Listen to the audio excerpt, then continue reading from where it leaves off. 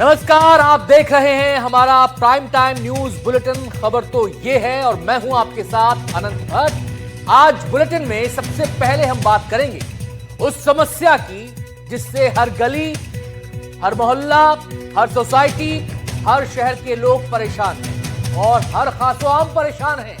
एक तरफ dog bite के केस बढ़ रहे हैं तो दूसरी तरफ एंटी रेबीज इंजेक्शन भी बेअसर साबित हो रहा है और ये बड़ी चिंता की बात है।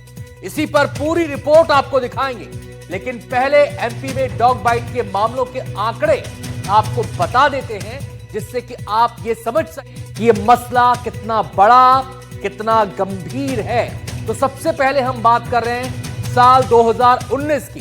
साल 2019 में एमपी में डॉग बाइट के 2,49,270 मामले सामने आए। अब अगला साल आ जाता है, यह साल है 2020 का।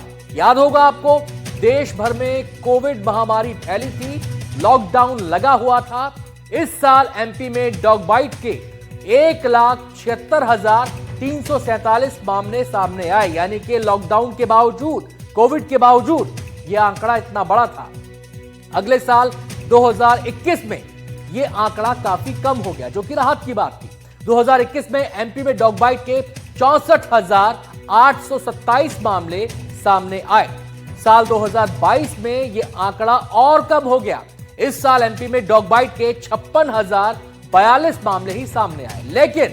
लेकिन इस आंकड़े में फिर से उछाल आना शुरू होता है और वो साल था 2023 का। आंकड़ों में काफी उछाल, इजाफा देखा गया। इस साल एमपी में डॉग बाइट के मामले 1,13,499 पर पहुंच गए।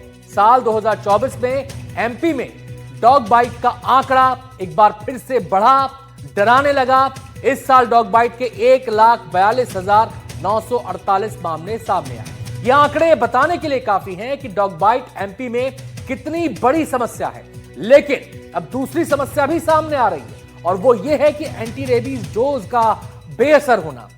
ग्वालियर से एक ऐसा मामला सामने आया है जहां 3 डोज लगने के बाद भी एक बच्चे की रेबीज से मौत हो गई। इधर एक हफ्ते में रेबीज से ग्वालियर में 4 लोगों की मौत हो चुकी है।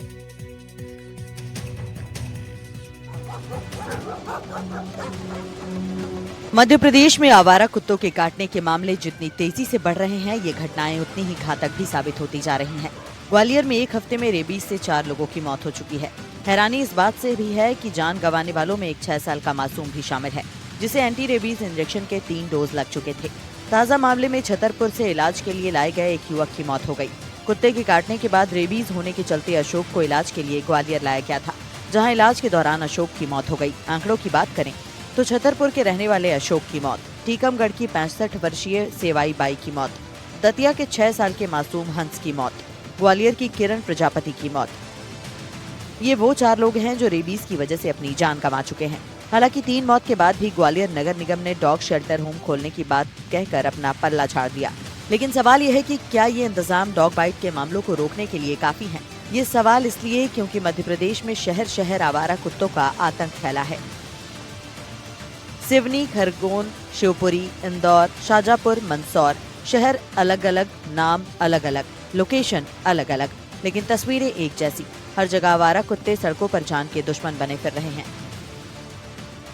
मध्य प्रदेश में घर के बाहर निकलना कितना जोखिम भरा है, इन तस्वीरों के जरिए समझिए।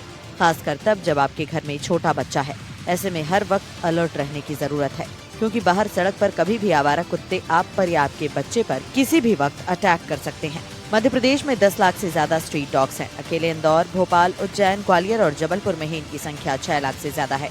मध्य प्रदेश में अगर डॉग बाइट के मामलों की बात करें तो एमपी में 2024 में डॉग बाइट के मामले, इंदौर में 58,508 केस, ग्वालियर में 25,065 केस, उज्जैन में 19,949, भोपाल में 19,285, जबलपुर में 18,176, रतलाम में 13,444।